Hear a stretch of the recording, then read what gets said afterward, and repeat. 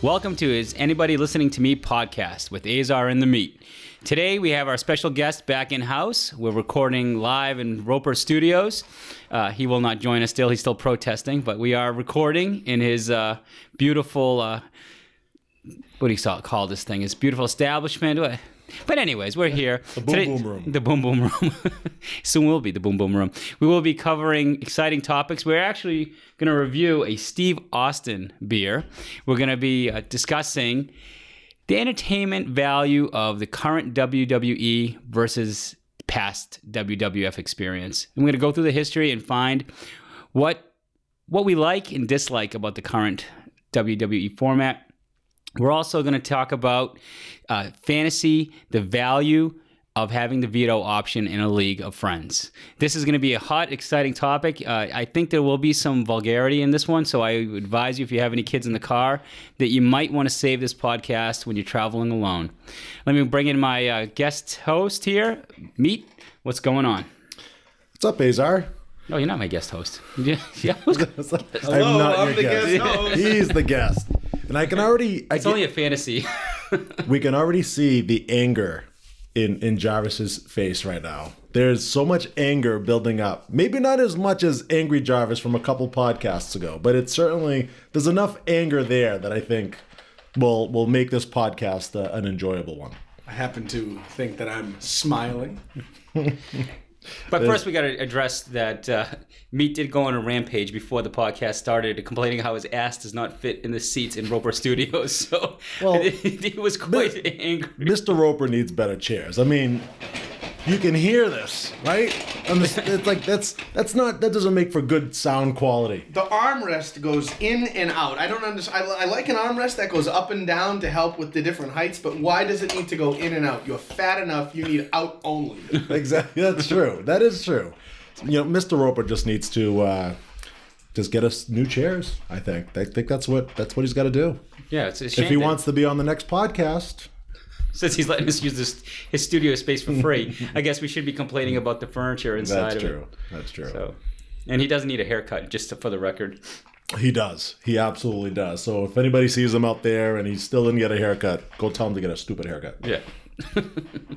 All right, let's just jump into it. So our guest brought in Steve Austin's Broken Skull IPA. It's a pretty potent beer. It's basically an alcohol of 6.7. Comes in a 4-pack, so it's pretty stiff.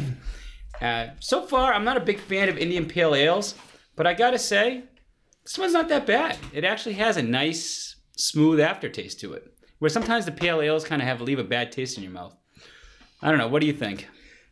Anytime I drink an IPA, my face wants to just implode because the taste buds just get that bitter, nasty, just like lemon. Remember the lemon head candies? That just, you just wanted to rip your taste buds off and like. See, I don't like the hoppy taste. I don't like that hoppy. That's usually the IPAs, right? What I do have to say is this beer is fantastic, and I must say I thought it was going to be gimmicky. I thought it was going to be, I just whooped your ass, says this beer is good, like some bullshit like that. No, I could actually drink this IPA. It was legitimate beer. Flavor and drinkability is a 7. Is it because Stone Cold says so? Austin 316 says this beer is freaking delicious as far as IPAs go. And I don't love IPAs, so that's why it's a 7 on the drinkability scale. It's okay. It's okay, guys. It's not that good. No, it's funny. I would actually argue that Jarvis has already had 5 beers, so it's like when you eat something when you're really hungry, everything tastes good. After 5 beers, what does he really know? Can you really trust his judgment at this point? Yeah, I can't argue either because I'm sucking this thing back like it's a Bud Light. Yeah, like it's a Starbucks Frappuccino. Not a sponsor. Not a sponsor. Like Jameson and Ginger Ale. Like Jameson and Ginger. That's right. Delicious stuff. I'm not an IPA fan in general, so no, neither am I. That's why I'm thoroughly impressed that it didn't suck as bad as I thought. Mm-hmm. Steve Austin would kick our ass if he found out we're drinking Shandies and White Claws. He would say, "Well, you pussies don't even deserve to be drinking this stuff." Oh, that's a great point. I just put him in a pile driver and break his neck again. It's like that's just. And you took it to a dark place. I would not. The poor guy's a hard-working man. I love Stone Cold. He's one of my faves. Yeah, Love him. drink his beer and be happy about it. I do like that it's tied in with our segment of WWE, is. and WF that he brings in a beer. Thought it was a nice little segue. Yeah, I like it. I like it. It's next thing we should play the music is from Chris Jericho's band because he has his own little band too. Nobody said anything nice about Chris Jericho ever. He should have stayed and died in WCW. End of story. It's pretty harsh. He's the man in AEW right now. It's like being the man of the special. It's when he came out from his concert. I saw him on tour, and now all of a sudden I saw him in a commercial. I'm like, wait a minute. Yeah, he's the champion. He's like the main villain, like the main antagonist. Looks like in a AEW. giant meatloaf on the stage. Yeah, he got big. Like he got yeah. He didn't look too good on stage when he was singing. I thought it was Meatloaf. I'm like, is this Meatloaf's new band or something? And I looked it up. I'm like, wait, he's a wrestler? He's not a healthy looking wrestler. He didn't age well. No. But yeah, they brought him back. It's like we can only hope that what's it called? What's Vince McMahon's new NFL team called? Oh, the XFL. XFL. I hope they can bring someone back to revive someone famous to help them revive their league. I can't wait for the XFL. Yeah, well, it's gonna be so good. I think Colin Kaepernick's gonna get a look. Hell yeah. They're gonna come down to Atlanta. Vince McMahon's gonna go to Atlanta and recruit him right there. Colin Kaepernick, Johnny Manziel, Antonio Brown. Antonio Brown. Yeah. I mean, that league is going to be the most entertaining. Soon to be Josh Gordon. Josh Gordon, yeah. There's going to be some serious fun in that league. I don't know. I can't wait. I mean, do you think it's going to like just crash and burn like it did last time? That's what I'm thinking it's going to. You would think that they learn from their mistakes. They're not paying much. How much are they going to lose in money? Neither did the AAF. That's true. Did that other league survive at all? The one from... The AAF? No, it died halfway through the season. Yeah. It's like no longer, right? Oh, they just couldn't pay their bills. They collapsed. Yeah, it's a slight problem. All right. But anyways, we heard arena football was also collapsing too. So, hey, what do we know? Anyways, so we're going to give another plug because right now one of our future contestants for the hot buffaloing eating contest is here too. He's come to challenge Big Meat on eating these spicy wings. So we're definitely going to be promoting Buff's Pub as the venue. That seems to be a consensus of where we should have this event. We're just right now going to finalize a date, and the goal is to beat the meat. I can't wait to beat the meat. You're gonna challenge me. Then. I am in. Is this what you're doing? I am in. We are going to go toe to toe. Toe to toe. The hotter the wing. Rocky versus Drago. That's it. And you, sir, are a big dumb Russian. Oh wow! Figured that I'd be the all-American, and you would be. What is American about you? I'm very American. No. Like Giannis. That's your defense? Yes. You're what as is American about you? I'm very American. I have sex with sheep and I eat olives and I make peanut butter. Everything about you screams American. You sleep with sheep. Because Americans love meat. That's why. That's why. This just took a dark turn. He's only been in it for 8 minutes, and he's already talking about sex with sheep. He's not an appropriate guest. This is not a family. I don't like this version of Angry Jarvis. No. But we haven't even tapped it yet. We're going to reserve that. This is going to be like a volcano exploding soon. But unfortunately, he's got the bladder of a 3-year-old girl. So all those Steve Austin beers don't handle very well. Anyways, so we're very excited that we're going to be having this event. We're going to look for some contestants to challenge meat. This isn't about having the biggest appetite or how many wings you can consume. It's about your tolerance for pain, basically. So just keep that in mind. But we're going to definitely, because Big Meat's one of his criteria is he doesn't want to go home hungry. So we're going to give him a chance to eat regular wings. Got to eat something first. Yeah. So we're gonna have some beers, eat some regular wings. Yeah. And then it's time to turn up the dial and bring the heat. So that's the way the format of the contest is going to go. So we'll officially give the date and hopefully have a good turnout of people come join us if you want to try to beat the meat yourself. We don't have any money. Just sounds wrong. So, maybe we'll buy you a beer if you win or throw you a towel when you have wing sauce all over your face like a... So... that's basically... Are you saying that if I beat the meat, you're going to throw me a towel? Throw a towel at your face so you wipe the sauce off your chin. It's going to be a mess.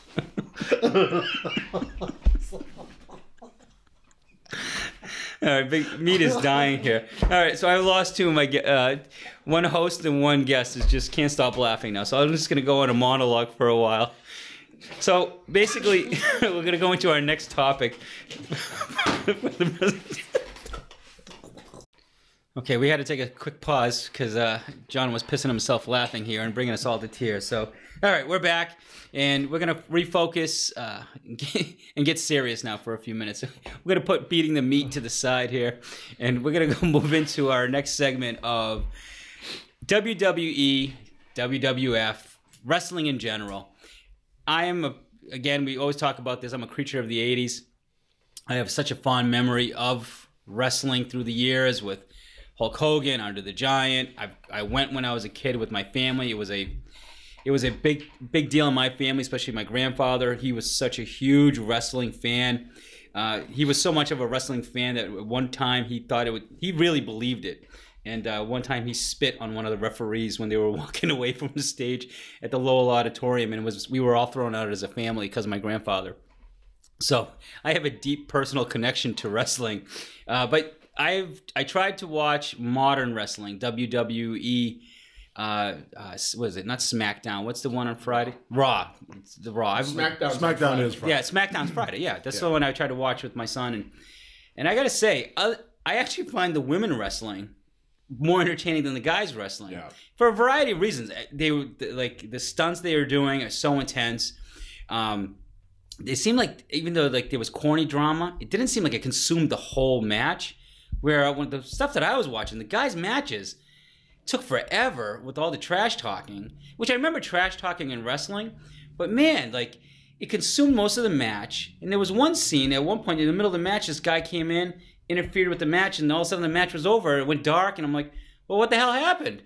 He got disqualified. Well, it's just silly. Like I'm like, it was supposed to be like this big match, and then all of a sudden it ended.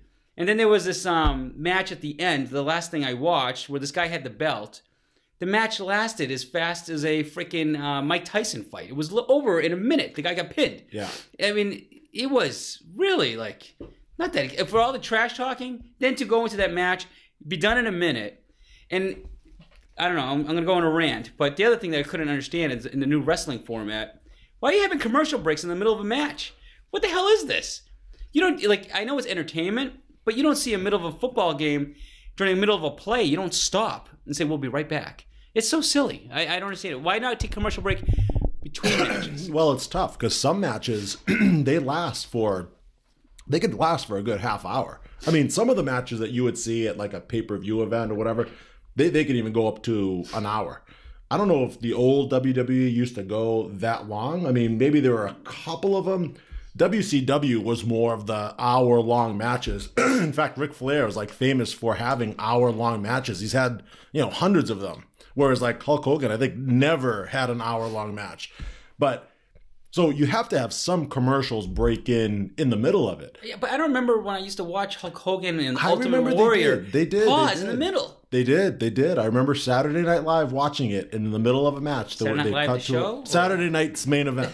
Saturday Night's main event. So that was and especially on like a thing like a Battle Royal, which those usually take like 45 minutes. There was always, and then they would cut back, they would go to commercial, they would come back, and they would say, here's a replay of who got eliminated over the top rope. So it's happened. I have to YouTube some old wrestling from back in the day. I do not remember main events with Hulk Hogan versus Andre the Giant and remember sitting there pausing and waiting for I remember watching the whole match. That's because Hulk Hogan never wrestled Andre the Giant on... First of all, there wasn't even a Raw or SmackDown back then. It was just Saturday morning or Saturday night's main event.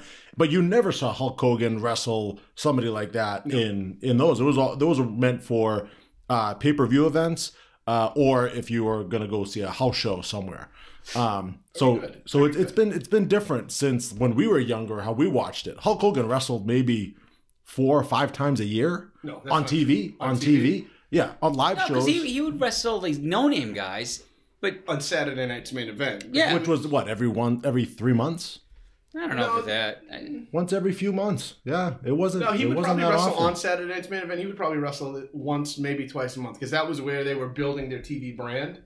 he wrestled 5 times a week at the house shows. Sure. They would They would tape a house show as Saturday night's main event, depending on what the main event of that house show was. They would kind of like compile it all together.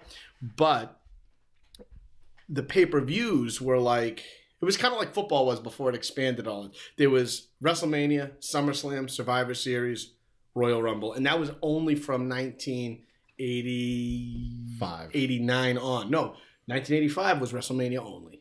So you're saying all 4? Yeah. All 4, the quarterly big pay-per-views. And then they started in the early 90s with like those stupid in your houses. And now they've all been named. Yeah. So the Hell in the Cell is one and that. Yeah, there's one every month. Yeah, but they used to just be called In Your House. And that was when they started to expand that. They added King of the Ring, which was in June in 1988, 9. Because Harley Race was the first King of the Ring. Yeah. But it was really like those marquee main events. So Hulk Hogan did wrestle a lot. He wrestled, the signature moments were WrestleMania 3, WrestleMania 2, WrestleMania 5. Yeah, I mean, it depends on what era, right? Hulk Hogan's wrestled for a long time. I mean, if you're just talking about the 80s or when you watched it, Azar, then the exposure was definitely less than it is today. A lot less. I mean, yeah, not including the house shows. The ones that you would actually see on television, when it got to up to the 4 pay-per-view events a year, the 4 that you mentioned, plus 4 or 5 Saturday night main events throughout the year. You're talking 5, 6, maybe 7 times a year Hulk Hogan wrestled on TV. On TV, yeah, through the 80s, and then the 90s it started changing. It's probably closer to 10. It would probably be 10 to a dozen because it was at least once a month he was on, plus pay-per-views. So 12 is once a month plus the 4 pay-per-views. But he didn't always defend the title, but he always wrestled. And then he took a hiatus in 84 because he lost the title during that tournament at WrestleMania where Macho Man won it. And then they moved Hulk aside to let Macho run a little bit. And then they built back up the Mega Powers thing. Yeah, you meant not 84. I mean, I'm sorry, 88. Yeah. 88 and 88. Not 84, 88. Yeah. Yeah, and then that was the time I grew up watching WWF at the time. I loved it through the 80s, the early 90s even, because I'm trying to remember when was WrestleMania 6, when it was the Ultimate Warrior and Hulk Hogan. That was 1990. And then maybe even a year or 2 after that. 91 was terrible. 92 it got good again. 93 it was really I think that was Sergeant Slaughter. 91 was Sergeant Slaughter garbage. Yeah, 92 was the Ric Flair introduction into the WWF. So that's and correct. Then it started going downhill. And the Undertaker. And the Undertaker was actually introduced in like the late 89. Yes, 89. at Survivor Series, I remember. He was the surprise guest for the $1 Million Man, Ted DiBiase. That's correct. And then the 90s, the mid-90s, it tailed off completely, right? WCW actually leapfrogged them. Yep. They were kicking their butt in the ratings. That's when Hulk Hogan went to WCW. Yep. That's when 1993. Macho Man was over there. And they were trying to ride with Bret Hart for a few years. He was kind of like the main guy. Which was fantastic, but they wouldn't ever put him over. Yeah. He was one of the best wrestlers, if not the best of all time, technically. The excellence of execution. He could put on a match, and he never disappointed. He never had a bad match. Yeah, he was good. And but they never put him over completely. They always tried to bring in an angle against him with like Diesel, and then they tried to bring in Yokozuna, and they tried to bring in who else did he feud with? Eventually, it was Stone Cold. For a little bit. It ended with Stone Cold. That was it. Bret Hart? Bret Hart. Yeah. No, it ended with Shawn Michaels. No, it ended with Stone Cold. In the WWF? Yeah.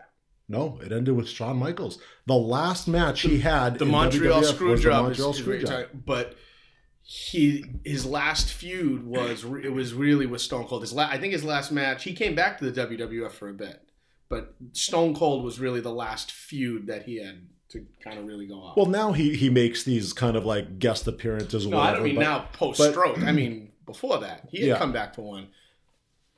I don't know. I mean, he did. I think he maybe came back, but it wasn't anything. I don't think it was anything. I think his last big feud was Stone Cold, wasn't it? I thought the Montreal Screwjob was it, and then the very next day he signed with WCW. Right. Went to WCW, and then they thought he was going to be the next big star there, and but they didn't use him well. They didn't use him at all, well at all. And so he wasn't. So then he got kicked in the face by Goldberg. Goldberg ruined his career, gave him the concussion. Yeah. Well, Bret Hart, I mean, that's the whole, I mean, the guy just got screwed. Like, I mean, the whole Montreal screw job was, Right. I mean, you go and watch it on YouTube. it's brutal. And it's like the only real thing, or one of the very few real things that you could see about when you watch wrestling. Like, if you watch like old tape of the wrestling matches, like, he didn't see that coming. And it was pretty obvious that he didn't see that coming. He tore apart the ringside after that. Oh, yeah. But anyway, so that was it for like the mid 90s, and then Vince McMahon was like, "Hey, we got to fix this. We got to do something. WCW is kicking our ass." 93 to 97, it was WCW. It was rough. It was the NWO. That's when they introduced the Attitude Era. The Attitude Era was introduced. That's when they started becoming more edgy. That's when the ratings skyrocketed. It was D-Generation X. D-Generation X was a big part of Stone Cold Steve Austin. That was kind of like the big, like the rise of Stone Cold Steve Austin. Yep. Shawn Michaels was kind of big as well at the time with D-Generation X. Yeah. Well, that's when they rode the tanks into Monday Night Nitro. Yeah. And once they did that, that really brought the attention back, and it really took off. So from 1997 till about 2002 was that Attitude Era, 2003. Mm-hmm. It's fantastic. That's when The Rock became The Rock.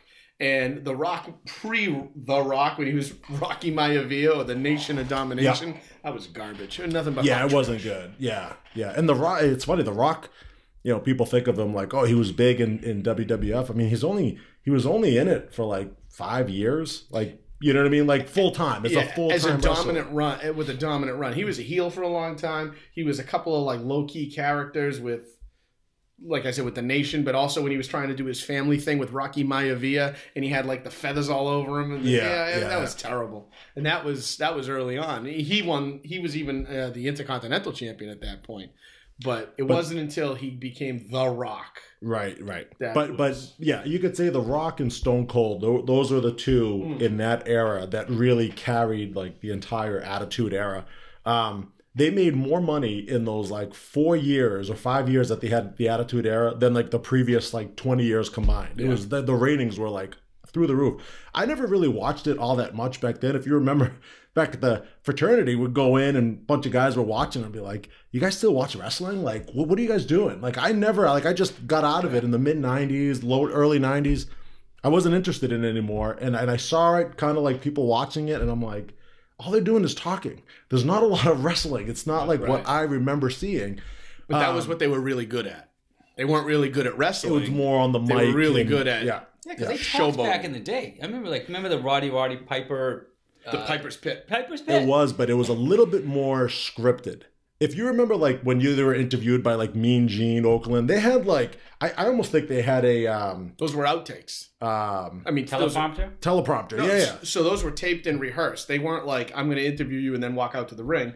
Those were interviews that were done, recorded, edited, done over, and they played those, and then the entrance to the ring happened. But they were reading off a teleprompter or a card or whatever. But they had takes, and they went through it over and over again. Absolutely. Whereas now it's like they tell them to go in and they say, here's what you kind of should be talking about, but you're free to go. You just got to say it in your own words. That's why some wrestlers these days, they're not good on the mic. They can't talk. They can't communicate. That's why, John Cena is like popular because he is good on the mic. He can talk. But he was terrible compared to the Attitude Era guys when he first came in. Oh, sure. That whole "you can't see me" thugonomics. Oh, what a hot trash gig that was. Oh, the thugonomics wasn't bad. That was terrible. That wasn't bad. That's actually, people actually wish today. I'm going to go on a tangent. Do you know what my biggest gripe is?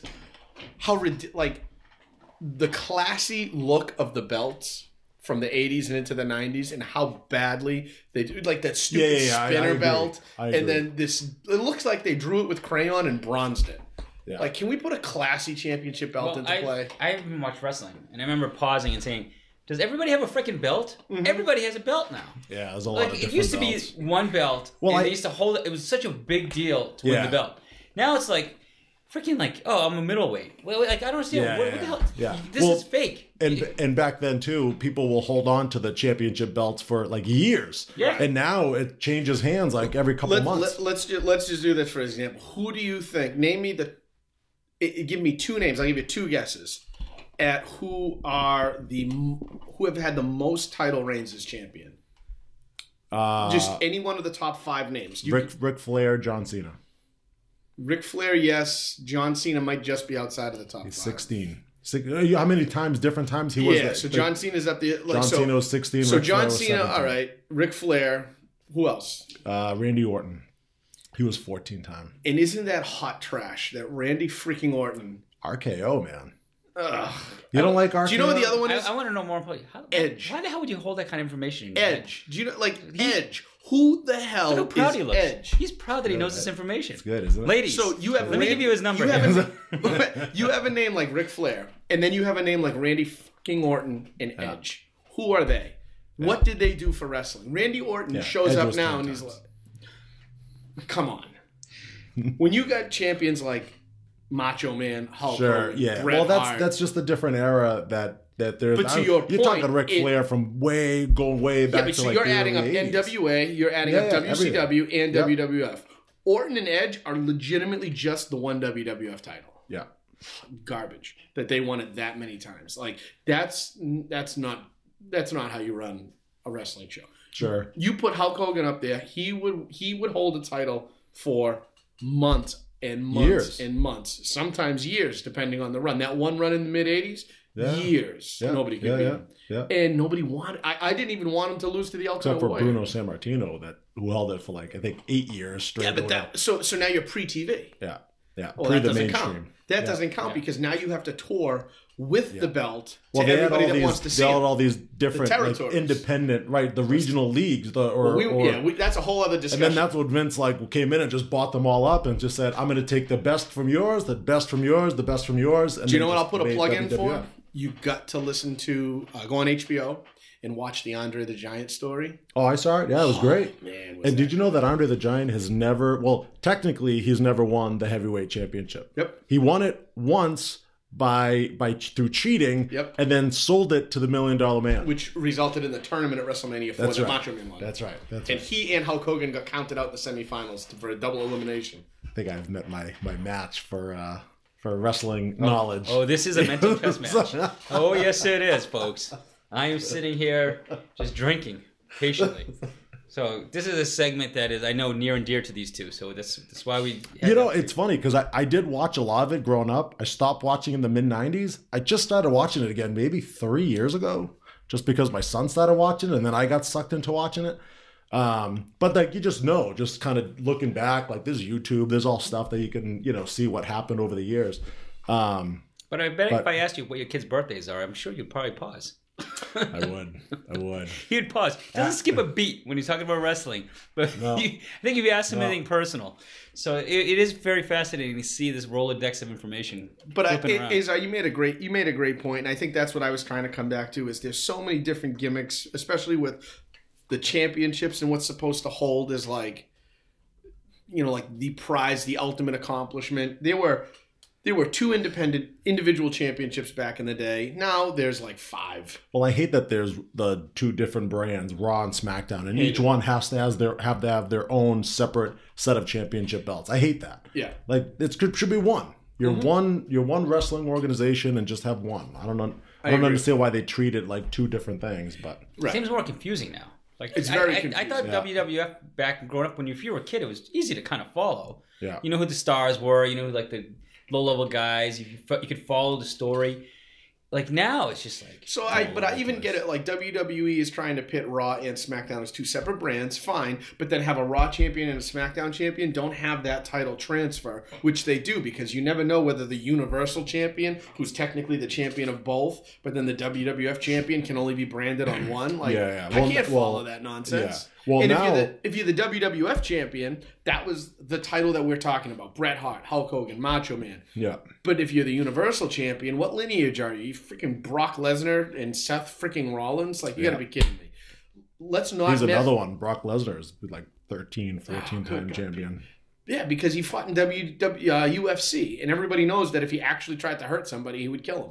Except for Cain Velasquez, who I can't believe that whole... I know that was Garbage. bad. So once in a while, right? Well, most of the time, I would say the matches suck.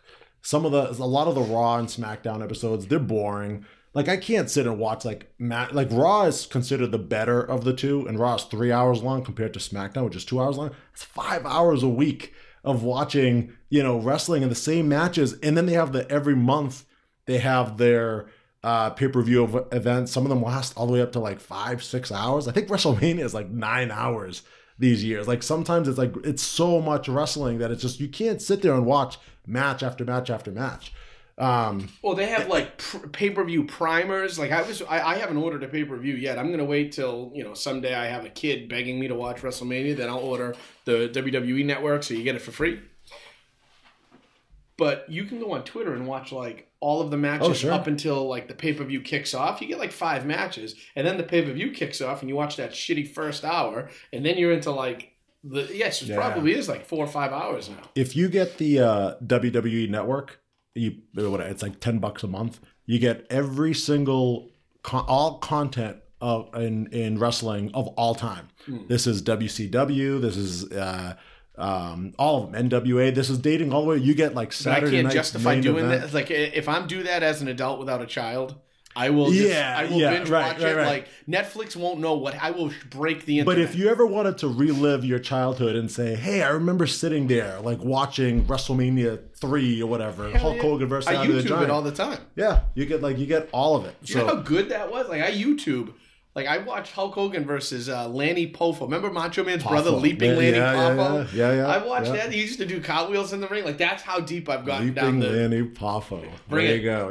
Yeah. And who was he? Who did he become afterwards, later on? Do you know?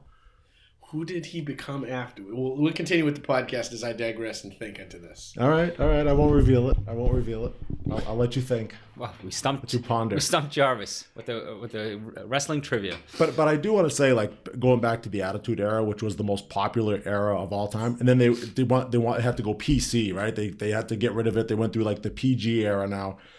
The ratings will never be the same as it was back then. No, never will. It never will be unless they go back to like that Attitude Era, but they never will because we live in this PC world now. But so now what are they trying to do? Like back then, like a lot of guys would watch it, right? They would watch it because they want to see, the women with the, the Sable skimpy... with the hand on the hand paint?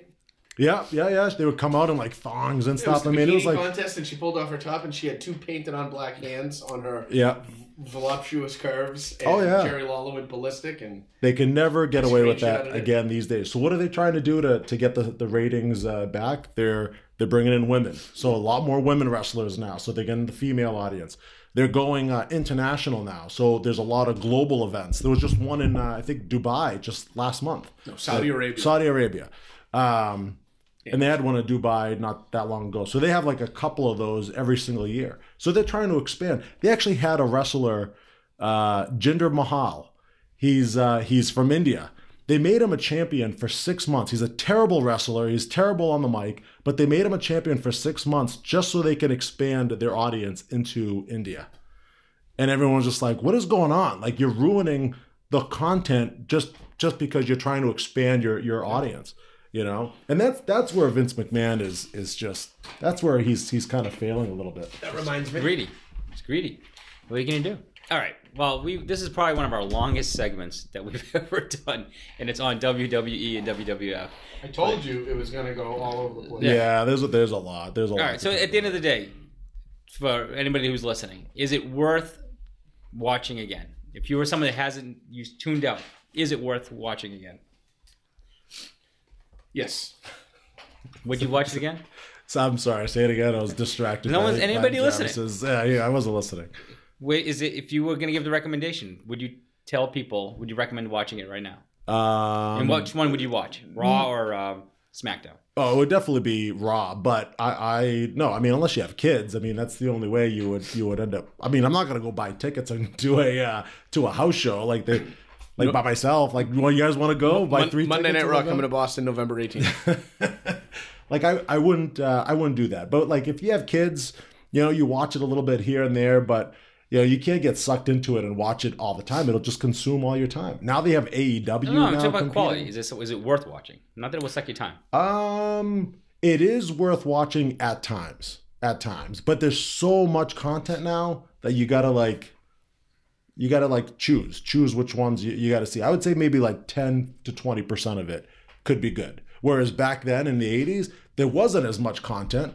So a lot of stuff was kind of piled into like one episode. So that's, on a closing note, that's the one thing that I think sometimes it's like the whole Thursday Night Football argument. Sometimes the product suffers when you're trying you're trying to get more days because you want to maximize more money, more TV ratings. I get all that.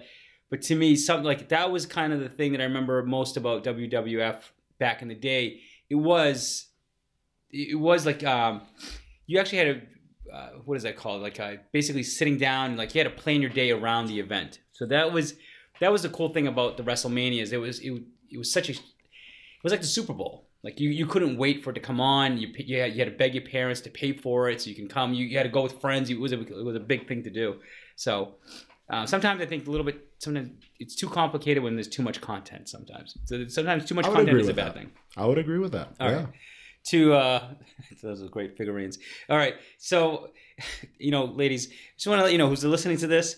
These guys are just really highlighting their masculine, their eligibility to me more and more as they talk about wrestling and what they're showing me right now with their toys and from their childhood. Anyways, here's a hot topic that is going to get out of control, but it has to be brought up. And I'm going to try to keep it within a reasonable amount of time. So moving on to fantasy. Recently, our league experienced this controversy regarding trades and unexpected vetoing. So in our league, we are when a trade goes through, we allow the other members to veto a trade, which basically was designed to prevent anybody from giving an unfair advantage. If you're out of it and you wanted to trade a player, that was the whole intent of the veto, to prevent like any type of collusion or anything like that. But recently, what we're experiencing is that the veto power is basically being abused to the point where people will just veto any trade. And that has caused a big controversy. So what we're debating here is, if you have a fantasy league or you participate in a league, should there even be a veto power in a league? Should you even give that option with trades? And that's kind of that's the topic right now we want to bring up. I'm going to let Jarvis share his thoughts on it first.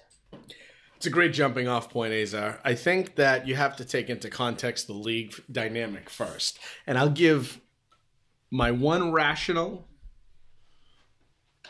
thought about if you're in a league where you go online and just sign up for a random Yahoo league or ESPN and you don't know any of the people you're with.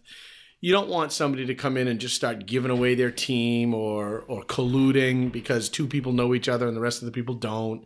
That's fine. I understand that. And you should veto if there is, a lopsided trade happening. And that's one regard. But that's why the function exists, because Yahoo doesn't differentiate between leagues of friends versus randomly generated leagues. They just have one interface and that's it. Everybody gets it. And I'm going to use Yahoo because that's what we use, and that's the most common and popular one. However, now if you are in a group of friends, or you know what, I call you people friends. If you are in a group of acquaintances in which you interact regularly and have each other's cell phone numbers, that's where I'll draw the line. I have your cell phone numbers. I do not. What's their sexual partners? That's your own business outside of fantasy. I guess it's inside of your own fantasy, isn't it? Just throwing it out there after all that WWF talk. I wonder what you guys are up to. That is for a separate podcast. Let me tell you the frustrations about the veto. And it's nice because his voice, I can see the spiking in the audio during the recording here. I find trading more enjoyable, almost as enjoyable as the actual draft. It's like you get to redo your team. And if you can trade with somebody, that means not only are you an effective general manager, you've been adding players, you've been retooling your team, you have equity in your team that is desirable to others and you can use to improve your team. I find those type of trading aspects of the league far more enjoyable than just sitting there and watching the same 7 names plug away, having good weeks, having bad weeks, and blah, blah, blah. I can't deal with the boring. I have been offering trades to people just to see what's out there all season long. I started the season with a trade, and it was not what I expected. It worked out against me because I gave up my number 1 running back, and I got back 3 players I did give up Antonio Brown, which was fantastic because that suckbag did nothing. But I got back 3 players that turned out to all equally fizzle out and suck. Because you traded for a jackass pick. No. For the record. T.Y. Hilton is injured, but he's awesome. OBJ is awesome, but has nobody throwing him the ball because Baker Mayfield's the biggest disappointment in football, and Devontae Freeman is a Falcon. So, okay. I got... No. Falcons aren't bad. Devontae Freeman is bad. The Falcons are terrible. No. That's not the topic. Don't derail me. I think that I made out on the trade because those 3 players service my team, and I only gave up Nick Chubb for it. Now, okay, I gave up Nick Chubb. I also gave up Antonio Brown. However, he is no longer in the league, so it's just I didn't give him up. He's out of the league. We don't really need Now, to really stop it.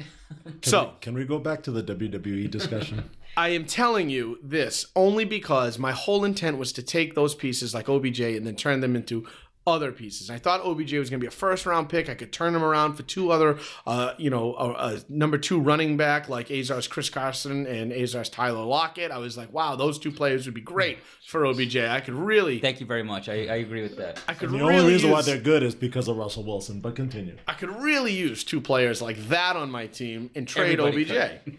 It was perfect. I tried to trade with everybody in the league. I offered everybody every asset I had except maybe Julian Edelman.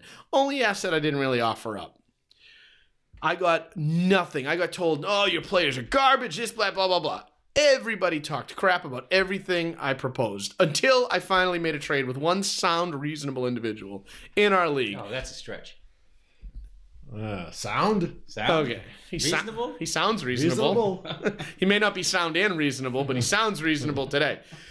You bastards get drunk and reject the trade like it's, oh, let's look, I'm going to reject the trade. Oh, look at this, veto the trade. I just want to veto the trade. What am I going to, I'm drinking at the bar. I want to veto the trade. You don't even read the trade. You don't understand the context. Nothing. You're like, oh, OBJ is in the trade. Veto. He's a number 1 pick. Do you know how many people... I would just let him just rant and let him finish his thought. Do you know how many people in our league said to me, OBJ makes the trade less in value? Like, it actually hurt the trade when I offered OBJ. Now, I offer OBJ, Emmanuel Sanders, who I picked up off the waiver wire, and Leonard Fournette. One sound, reasonable player, whom, by the way, was considered for your jackass picks because you were always a dog shit team.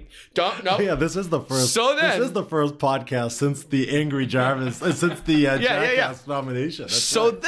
I trade these 3 players building up, that have not been valued. We didn't nominate Fournette for the jackass. No, during the day you did. No. Yeah, Fournette. Oh, he's garbage. Oh, Jacksonville. Oh, he's injured all the time. Aaron Rodgers. Complaining about... Do you want to get me started on Aaron? Because I'm going to come back to that in a minute. You got more? No, I don't. But you want me to? Hey, look at that. We're out of time. Son of a bitch.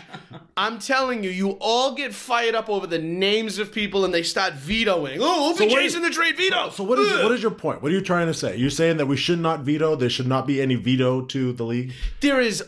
People are trying to veto. No, my take is that vetoes have a place in fantasy, but if there's conversations amongst the league happening, there's no place for vetoing if you're all going to get on a text thread afterwards and deny fucking vetoing the trade.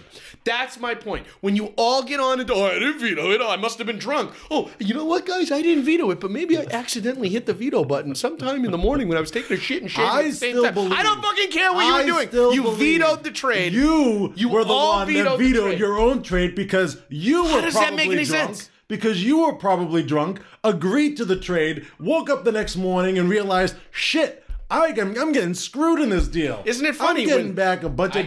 3 members of our league. I'm going to veto the trade. 3 members of our league were out at Cappy's Copper Kettle till 2 a.m. 3. Oh, okay. And only 2.5. And 2.5. 2.5. But only 1 acknowledged vetoing the trade. And that's right. And who was that? You. That was me. And Mr. Roper. And I admitted I was wrong. You and Mr. Roper acknowledged vetoing the trade. All on you were there alcohol. with 2, 1.5 other... Yes. It was There's me. 4 right there. You're blaming me. DeAnne Genius. I gotta say. Oh, I don't think it was him. He doesn't have access to... He doesn't have access. Mac wouldn't give him access to No, he doesn't have access. Mac wouldn't give him access. Mac vetoed the I know trade. who the 4 that vetoed it. I know who it was. You don't. I do know. You keep blaming me, so you clearly It don't. was you. You're out of your fucking mind. And Phil. Screw you. Both of you thought you guys would get screwed. Listen, I get your point about the whole vetoing thing. I don't even care if we have it or if we don't for next season and beyond. I don't really care. I think you make a good point. We're all friends. You make a trade to make it better. That's fine. Speak up if you don't like it. However, Over the text. how about when you get a league and you get that one dumbass I already that's in the prefaced with league? that. Your point's moot. You get the one dumbass in the league that doesn't follow it, doesn't care, doesn't even set his lineup, doesn't pick anybody up. All of a sudden, somebody comes to him and says, "Hey, I got Gronkowski. Do you want? I'll trade you Gronkowski." Even though he's retired, the guy doesn't have no idea because he doesn't watch football. No, but I'm saying in general. I'm saying You didn't listen to me. Your point You went is and peed when I started my rant, and I said, for all the leagues that people don't know each other, or they have these jackasses that don't follow. So you're talking about veto- our league. Talking about our league. A league among friends. A league among friends should not have veto rights because friends think it's freaking funny to veto like jackasses. Okay. And then go back on the text thread the next day and say, "Oh, I didn't veto it." Let's so- bring it to a vote. Let's bring it to a vote because we're going to undo the veto. What are you trying to say? Is it because we're all friends and so we're not going to lie to each other, we're not going to try to take advantage of each other, so we shouldn't have that vetoing power? However, Correct. during the draft, everyone's shitting on everybody's picks. People are coming up, "Hey, look, he needs a quarterback. You should take all the quarterbacks left so he doesn't take them." Isn't that kind of the same thing? Isn't that a little collusion going on right there? Not at all. It's very similar. It's not similar It's at very similar. How? Or If you're dumb enough to listen to you during a draft, then it's your own fault. no one listens to me, Jarvis. You know that. So what are you complaining You about? know that. Nobody. No, I'm saying that happens. People do that. No. Look, I think in our league, for example, there's always, and we're going to call out Mr. Roper on this. You got people in the league that don't know how to trade, don't understand what trading is. They think it should be, you drop your pants and I'm going to freaking rape you. And there are people, I'm sure every league has it, that God you can never trade with. And it seems to be a coincidence the people that vetoes the most trades is the guy that doesn't know how to trade. It's not just Mr. Roper. And Mr. Roper, I will defend you slightly. This year you have gotten better. And you only vetoed one trade, and it happened to be this one. So you can F yourself for that. But the rest of it, even in trade talks, you were more reasonable than years past. Now Alettes are continuing to kill you. But, see, you've never actually got to the point of actually pulling the trigger. See, Mr. Roper will get seduced by the trade, make you feel like, oh, yeah, I'm ready to pull the trigger on it. And as soon as he realizes you're interested in the trade, he questions himself. Correct. And he cancels the trade. It's just his MO. But I would argue there are people that don't know what they're doing when they trade. They don't understand the concept of trading. And they're the first to reject because they don't want to feel like they're at a disadvantage. Because they're like, oh, well, that puts me at a disadvantage because this guy's going to get better. And I don't want him to get better because he's a risk for me. And that is why you should not have a veto. Because it's not about you vetoing to protect yourself so you can have a better advantage. That's kind of cheating. Right? Because you basically want the easy ride to the victory, and you want to deny anybody improving their team. I wouldn't say that's cheating. I would say if that's part of the rules, that's part of the rules. If you wanted to veto. I know, but it's but just if you're very saying Belichickian. But if you're saying to eliminate the veto, Eliminate the veto. Eliminate completely. it. Because if we all have each other on a text thread and a trade goes through, everybody should be able to text in and say, this trade is not okay. And then fine. But if the problem is, if it's a blatant, people are vetoing just because veto, well, or I'm a cheap religious nature. I'm going to veto. You do know I agree. I'm in agreement with you. You do know that. Don't sound it. I am in agreement with you. I'm trying to make a point that's why there is that's why there is the veto option in there. It is not only as now you're gonna make me happy because Jarvis just dropped a little Jim Beam honey on my in front of me here, which I will have no solo cup, which I will have for later. What the hell? Now I totally lost my train of thought. He did that on purpose. He wants to win the argument. That's just as bad as Roper vetoing a trade. You're messing with this. It's called a filibuster. All right, I'm gonna make the case. I think the veto thing is nuts because it's among friends. You shouldn't have it. Unless you see some blatant collusion where a guy is dropping or trading key players and it's so lopsided that it's insulting. Like, look, you know, and you can actually put, I don't know if because you know how there's certain plays you can't drop in Yahoo that you just can't drop them because they're too good. Yeah, they should be cut list. You should be able. I wonder if there's a setting in our league that you can't trade them. They're automatic no traders because they're like. I don't think you. Well, what would be the point of that? Because if I have someone that is considered like this year, I have Christian McCaffrey who. Oh, here we go. Well, regardless, he should definitely be on the can't cut list because Azar has him. Say it's Patrick Mahomes who's not on the can't cut list, right? Yeah. Would it be fair if this person knows he's out of it, he's not going to make the playoffs, and he has Patrick Mahomes, and all of a sudden he's trading him, the best player in the league, for 3 players just so he can hope? Well, you can. Well, so there is a setting you could lock teams if they're mathematically eliminated from the playoffs. But when you lock the teams, now there's a guy that gets injured. He's still playing the guy who's you can't playing for playoff spot. Then it kind of you can't do then that. it kind of messes with the integrity. I'm just saying, like, I would be pretty PO'd if let's just say Roper, who has Patrick Mahomes this year, trades Jarvis for this example and says, I'm going to take Fournette, I'm going to take this guy and that guy, knowing their value is nowhere matching Patrick Mahomes. I think it wouldn't make any sense because he knows he's eliminated, but he knows his friend Jarvis still has a fighting chance. Kind of like the trade that got vetoed with Jarvis. Kind of like that one. No, that trade was the one that was so lopsided, like that one. It should not happen. Is that what you're saying, Azar? I don't understand his drunken logic. I even told him. I interrupted my date with my wife to respond to him because I felt bad. I'm like, I got to get back to him because I got to prevent this. But then it was like too late. I already responded. I was like, oh, well, fuck you. Why are you bugging me then? But I did respond. So I know I don't comprehend his logic. His sometimes it's just I think he trades for the sake of trading. And when he's drunk, he'll give you his freaking... I wasn't drunk. I was sober. I did ask for Michael Thomas. I could certainly make my AB argument from earlier this year. Now, folks, you got to understand, he started his own business. With this kind of negotiating skills, I worry about the success of this business because this is the type of guy negotiations he goes into. He ends up dropping his pants. So I'm a little nervous, but I do have an extra spare bedroom for you if you need a place to crash. Just make sure you bring the missus and. So, anyways, just don't beat the meat and throw a towel. Don't get me started. All right. So, anyways, I'm gonna say if you're doing a fantasy league among friends, get rid of the veto because you should have. If you're doing it with your friends, you should be able to trust your friends. You know, between your reputation and trash talking and all that fun that you're having, you shouldn't be doing collusion. And look, people are gonna make stupid trades. You're not gonna agree with the trades because you don't understand the value of their trade. But someone has how I interpret value is different than Jarvis interprets value. So it doesn't necessarily mean it's fair that I don't see the value, I'm gonna veto it. That's bullshit. That is just being a dink, and you're not really doing it to be sincere. You're just doing it because I'm gonna protect my interests, and that's bullshit. You should let the trades go. It's like the NFL when they got Antonio Brown. Everybody was pissed that New England got Antonio Brown, right? But there's some of us that said, well, I don't really see the value in that. That guy's a freaking headache. How about Jimmy Garoppolo for a second rounder? Well, there you go. I mean, and that wasn't even like equal value. He's not even living up to a second rounder. So the other way around.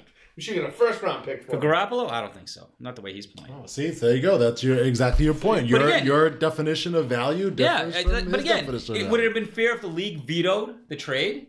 Just because, why? That doesn't make sense. That's bullshit. You don't do that. I think if you're doing it in your league and there is a veto option, shame on you if you're vetoing just to be a dink. If you're drunk and to be silly. All right, thank you. Look, I know if you're drunk. I wasn't trying to be a dink. I was trying to be a dink. Being an ass. I was being a drunk dink. Drunk, but when you're going in there thinking, well, no one's going to veto anyways. It's just a stupid trade. I'm going to be an ass and just so there's one veto in it.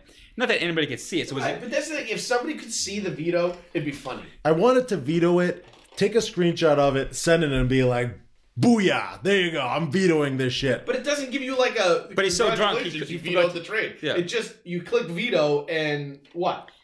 Why can't we see who vetoes? Why can't we see it? Good. I don't know. I wish we could. I don't know. That's so stupid. We'll be able to call you out. I should be able to. I think if you veto, you have access to all of it. You could look at it. That's not there. I looked. You know the other thing too. Do you know who I think vetoed it? Mac. Mac doesn't get enough hate in this league. I don't think Mac. I don't think Mac cares. I don't think Steven cares. Like I said, I think vetoed it. Can we get back- Steven's a sneaky little. I think he would veto. Can we but get back Sean's on a Mac little. for a second? Go ahead. Mac. He's dying to be a guest, by the way. Mac is a pain in the ass because Mac I should have traded with Mac far before this whole fiasco happened. I had trade after trade lined up with him, and because he has a consultant who is off frolicking the world in a pair of Brooks, I couldn't it's get his a first job out goddamn of college, My you know. freaking god! We text it, we see it, we hear it.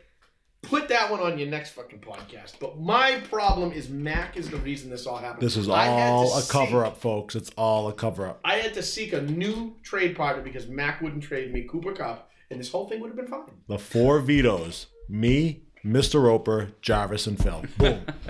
4 right. vetoes. All right, we're gonna have to wrap it up. All right, folks. So this was a long podcast, but we're trying to give you some content with the holiday coming up. I'll give you So, some and we're trying to take advantage of having our special guest here. So we wanted to maximize his anger into the podcast. But what we want to do on some closing remarks, please follow us on YouTube. And please, if you also would follow us on SoundCloud. SoundCloud has the best audio, especially if you like to listen to Bluetooth audio in the car. It's probably the best way to go. But again, like and follow. It really helps us out. We would appreciate it. So again, YouTube and SoundCloud are the 2 formats that we're currently on. Any closing remarks, mate? Have to say, it's nothing to do with the Buffalo Wing Eating contest, but I do have a big surprise coming soon that will be revealed. It will be released. People will see it, and I don't want to give too much away, but just keep an eye out on it. You'll probably find it on. I'll give you a little hint. You'll likely find it on Azar and the Meats YouTube page. All right, excited to see it. Yeah, well, one final one. I'd like to, and because it was a WWE episode, and we got the Stone Cold Broken Skull IPAs here that we've been drinking in a can. I'd say we smash them together like Stone Cold Steve Austin does and chug them back all over Mr. Roper's office here. What do you say? Let's do it. We'll smash the cans together just like Stone Cold does. Let's start throwing the chairs through the windows too. All right, folks. Until next time.